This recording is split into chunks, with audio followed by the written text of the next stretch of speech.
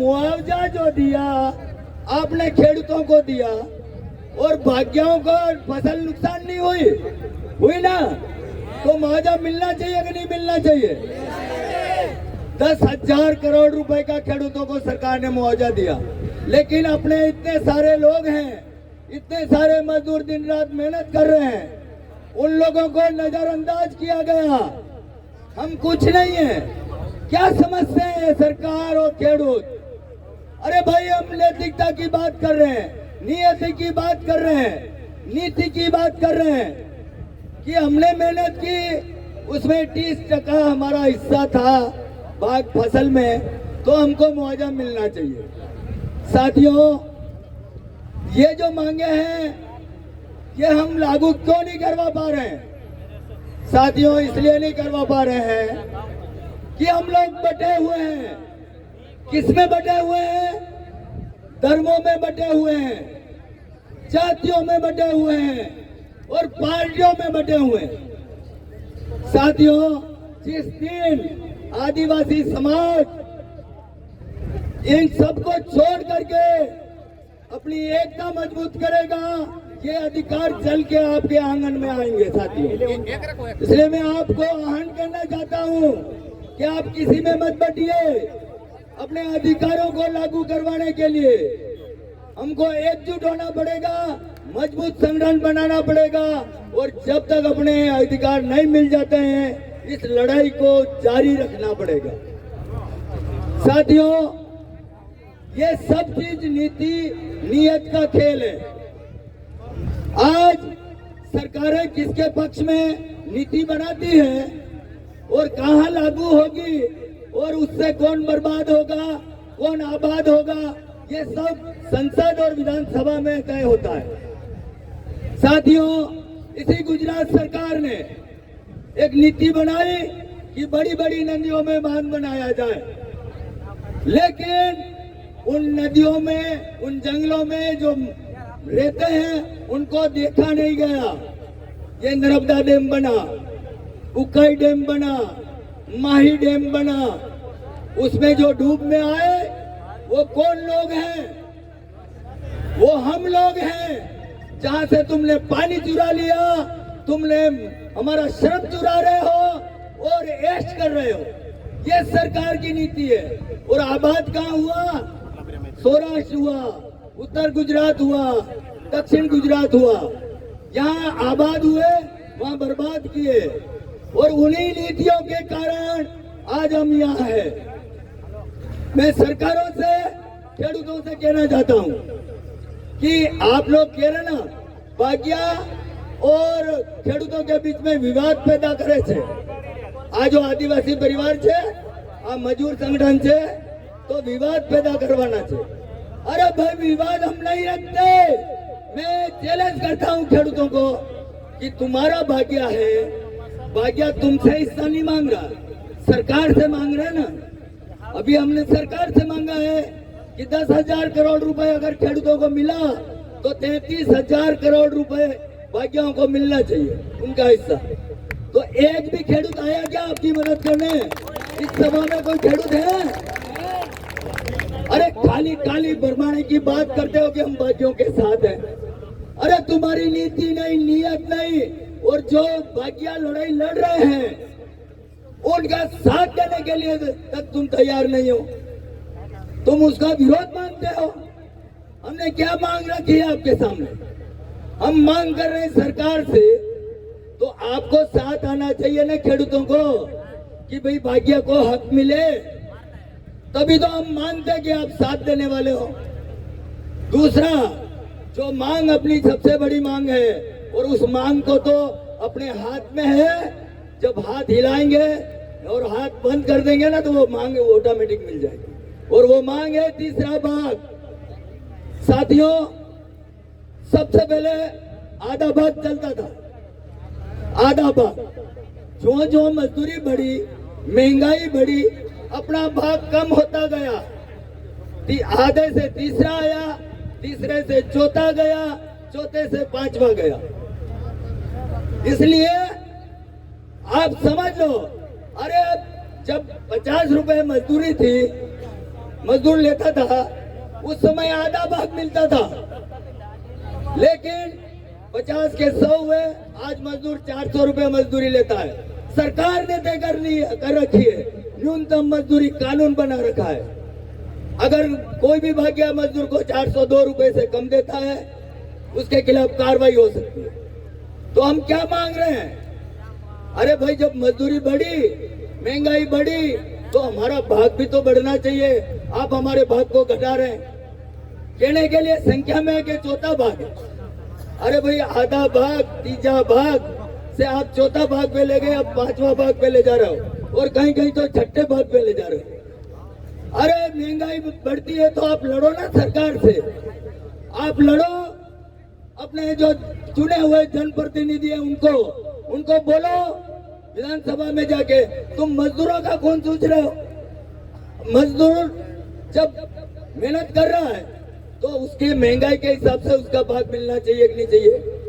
दूसरा, मैं हमेशा कहता हूं, भाग होता है तो उसका कोई आधार होता है।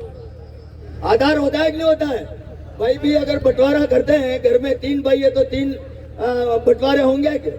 उसका आधार क्या? 3 का 1 लाख बड़ा भाई लेके बैठ जाएगा।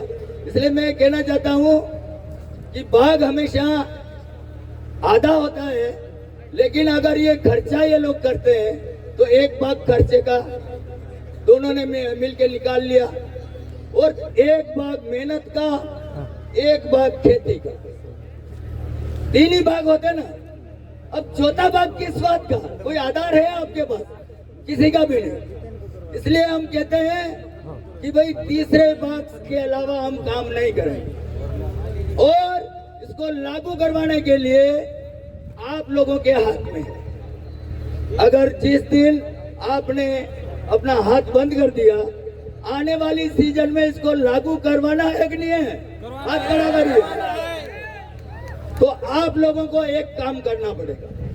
इस बार पूरी फसल लेके सीधा एमपी, अपनी रोज बसें आती है ना, अपना सामान लेके अपने एमपी में चलो, वहां अपन मीटिंग करेंगे, और लिखित में तीसरे भाग से अगर लिखा पढ़ी नहीं होती है तो एक भी भाग्य सौराष्ट्र में नहीं आएगा। मंजूर है? तो एक मांग अपनी अपन पूरी करेंगे, और ये हिस्सा भी लेंगे। जो मुआवजा मिला है ना, उसको भी नहीं छोड़ेंगे, वो भी लेना है, तीसरा भाग भी लेना है। और अपनी बहन बेटियों के साथ आपके हाथ में एक पोस्टर है। ये पहले कह रहे ना कि भाई ये समझते हैं कि आदिवासी समाज क्या कर लेगा, कितने हैं, क्यों आते हैं, ये सब भूल जाओ। ये परिस्थितियों का खेल है। एक दिन छाया इधर रहती है तो एक दिन इधर रहेगी, होती है कि नहीं होती है? सुबह छाया इधर रहती है और शाम को छाया उधर रहती है। तो आज आपका है, कल हमारा होगा, ये ध्यान करके सुन लो। आज तुम मजे कर रहे हो, कल आप भी भाग्य है। एक समय था तुम खुद भाग्य थे, इन जागीरदारों के भाग्य थे, बेगार करते थे। ये खेती मिली है ना, तो तुम खेती करते थे, इसलिए एक कानून आया और सरकार ने आपको खेती दी। अब हम खेती हम कर रहे हैं, तो सरकार को मजबूर होकर हमको देनी पड़ेगी खेती। जो खेती करे वो खेडूत। तुम क्या खेडूत थोड़ी हो? तुम तो खेडूत के दिखरे हो गए हो। इसलिए साथियों, इन बातों को, समय कम है, इन बातों को अपने पल्ले गांठ बांध लेना। गांठ बांधता है कि बांधते, हमेशा याद रहे। और इस बार एमपी से, गुजरात से, राजस्थान से, महाराष्ट्र से आदिवासी समाज का एक भी भाग्य तीसरे भाग के अलावा भाग नहीं रखेगा, नहीं रखेगा, नहीं रखेगा। और जब तक यह फैसला नहीं होता लिखित में, तब तक कोई भी भाग्य, भले पैसे मांगे, कर्जा हो, कोई दिक्कत नहीं। आपको रोकता है, फोन कर देना, हम आके छुड़ा के ले जाएंगे। कोई भी सेठिया एक कॉल करना, जिसकी बात की ताकत नहीं है वो रोक सकता है। आप डरना मत कि इससे कर्जा लिया हुआ है, दबे हुए हैं, कोई कर्जा वर्जा नहीं, ठीक है। आपको अगर कोई जबरदस्ती सेठिया रोकता है, एक कॉल करना, आपको छुड़ा के ले जाएंगे और यही प्रशासन छुड़ाएगा।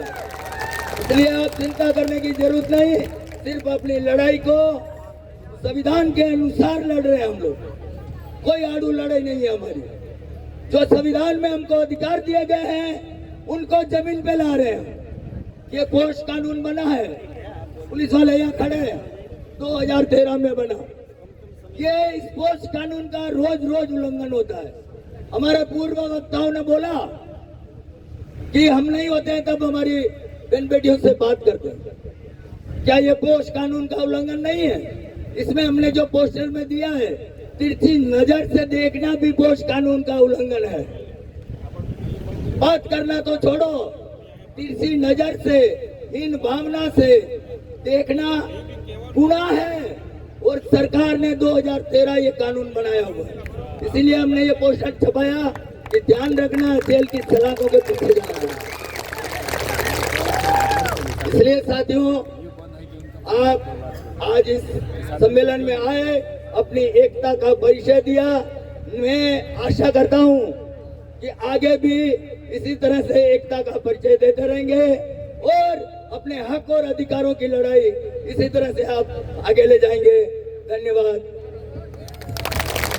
तो मैं एक नारा बोलाऊंगा, अर्ज है जोहार का नारा है, अर्ज है जोहार का नारा है, भारत देश हमारा है। तो भारत देश अपना ही है, ठीक है, दूसरे का नहीं है। तो ये जो लाइन पे ऊपर बैठे हैं उनको मैं बोलना चाहता हूँ, मैंने एक बार पहले बोल दिया था, फिर भी जाके आप ऊपर बैठे हो। वो ये अभी लाइन वाले भाई, ये सभी खड़े हैं ना, उनको मैं एक बार बोलूंगा, सब बैठ जाओ। आपको कितनी बार समझाना पड़ेगा? एक बाप के बेटे नहीं है इसलिए। ये पीछे वाले बैठ जाओ, सभी साथियों ये बैठ उतर जाए। जाओ भाई, ये 3-4 लोग बैठे हैं, इसको उतारो नीचे। अब भी सीधा, समय की बहुत कमी है। साथियों को विनती करता हूं कि वो अपनी अपनी बात समय सीमा में कि सिर्फ 2 ही मिनट में खत्म करें। अब मैं जनतारा संगठन से साथी आरसी सोलंकी जी से विनती करूंगा कि वो अपनी बात चंद शब्दों में रखे। आरसी सोलंकी जी।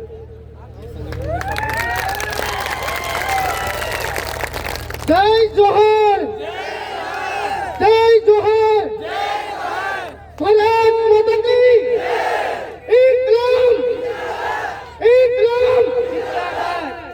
गुजरात में न जाने एमपी, यूपी, बिहार, न जाने कितने लोग 1000 किलोमीटर से, 500 किलोमीटर से मेरे गुजरात में मेहनत करने के लिए लोग आते हैं। न जाने खेत में काम करते हैं, कंपनियों में काम करते हैं, लेकिन